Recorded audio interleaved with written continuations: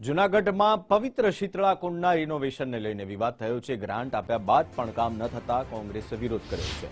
મનપા કચેરીમાં કોંગ્રેસના નેતાઓએ રામધૂન બોલાવી સ્ટેન્ડિંગ કમિટીના ચેરમેનની ઓફિસમાં આગેવાનો બેસી ગયા હતા। શીતળા કુંડના રિનોવેશન માટે 50 લાખની ગ્રાન્ટ જાહેર થઈ।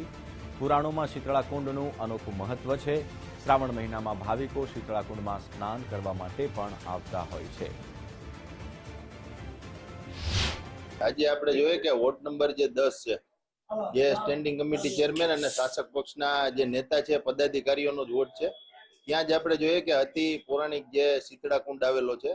આ શીતળા કુંડમાં આજે જોઈએ કે છેલ્લા 1 વર્ષથી આ જર્જરિત હાલતમાં છે। મહાદેવનું જે અંદર મંદિર આવેલું એમાં પાણી પડે છે। અતિ પૌરાણિક જગ્યા છે, પરંતુ મહાનગરપાલિકા દ્વારા દર વખતે દાવાઓ કરવામાં આવે છે। શાસકો દ્વારા દાવા કરવા પત્રિકા બહાર પાડીને એવું કીધું કે આમાં કામ ચાલુ છે, પરંતુ હજી સુધી નક્કર કામગીરી ન થતા આ મંદિર જર્જરિત હાલતમાં છે।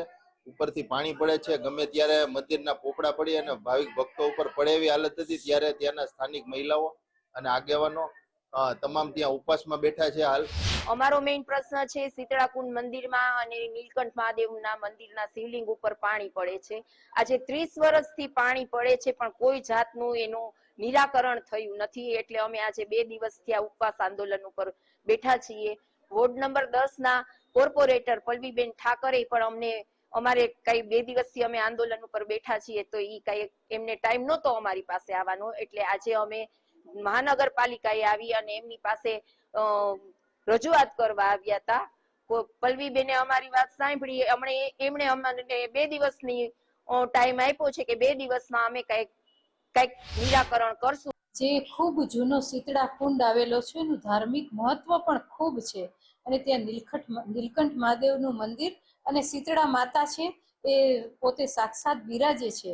ત્યારે એ વિસ્તારના રહીશો છે એ અમારી પાસે આવ્યા હતા। અમે 3 વોર્ડના કોર્પોરેટરો, અમે 4 વોર્ડના કોર્પોરેટરો છે, મનનભાઈ, પરાગભાઈ, ચંદ્રિકાબેન અને હું, અમે લોકો આ શીતળા કુંડ માટે એનું રિસ્ટોરેશન થાય એના માટેના પ્રયત્નો અમે જ્યારથી ચૂંટાયા ત્યારથી અમે કરી રહ્યા છીએ।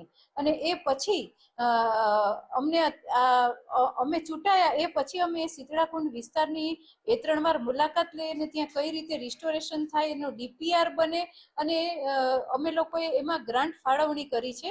લોક ભાગીદારીની જે ગ્રાન્ટ છે 70, 20 અને 10ની, એ અંતર્ગત આ શીતળા કુંડનું રિસ્ટોરેશન થવાનું છે।